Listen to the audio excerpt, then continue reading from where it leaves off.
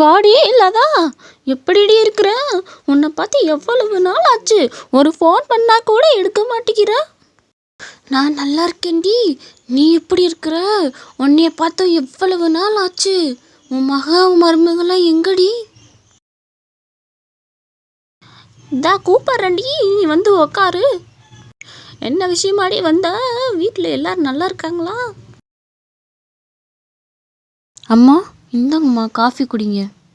நல்லா இருக்கீங்களாம்மா? நான் உங்களை என் கல்யாணத்தப்ப பார்த்ததும்மா. ஆமாம்மா, நான் உன்னைய இப்போ பார்த்தது, நானும் என் கல்யாணத்தில் ஒன்று பார்த்தது. இப்போ இப்படிமா இருக்கா? ஆமாம், எப்போ பார்த்து என்ன ஆவறது? இவன் வயிற்றுல ஒரு புழு பூச்சி கூட இல்லடி. இன்னும் சும்மா தான் சுற்றிக்கிட்டு இருக்கா இவ. என்ன அழகா இருந்து என்ன பிரயோஜனம் தெரியல. என்ன சொல்கிறம்மா?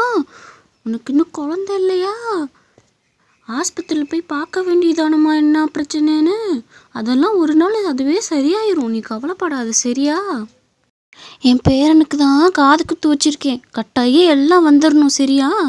அதுக்கு தானே சொல்ல வந்தேன். வந்துடுறோண்டி, இரு பிரியாவை பார்க்கலாம். அத்தை எப்படித்த இருக்கு? உன்னை பார்த்து எவ்வளவு நாள் ஆச்சு? ஏன் அத்தை சும்மா இருக்கும் போதெல்லாம் வீட்டுக்கு வந்தால் என்னத்த? எப்படித்த இருக்கிற? சரிடி, நீ எப்படி இருக்கிற? உன்னைய பார்த்து எவ்வளவு நாள் ஆச்சு? என்னடி இன்னும் கல்யாணம் எதுவும் உங்களுக்கு பண்ணலையா? இப்படியே போட்டு வச்சிருக்கிறவள? அத்தை அதெல்லாம் இருக்கட்டும், ரெண்டாவது மகன் எப்படி இருக்கிறான்? அவனை பார்த்து எவ்வளவு நாள் ஆச்சு? சின்ன வயசுல எவ்வளோ ஜாலியாக விளாடுவோம் தெரியுமா? அவன்கிட்ட ஃபோன் போட்டு கொடுத்த, அவன்கிட்ட நான் பேசணும். ரொம்ப நாள் ஆச்சுல்ல. பிரியா, அவன் வெளிநாட்டில் வேலை பார்க்குறான்டி. அவன் இங்கே வருவான் காது குத்துக்கு, அப்போ உன்கிட்ட பேச சொல்கிறேன் சரியா?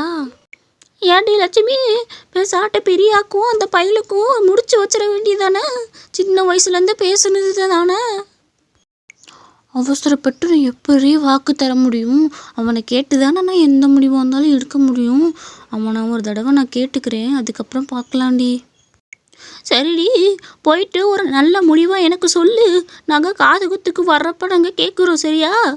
அம்மா அவன் பெரிய பணக்காரம்மா, எப்படியாச்சும் அவனை கல்யாணம் பண்ணிடலாம் பார்த்தா இந்த கிளவியே பிரித்து வச்சிரும் போலையே.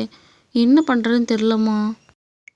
விடுகண்ணு, அங்கே போகிறோம்ல, அப்போ எப்படியாவது அவனை மடக்கிடுவோம்.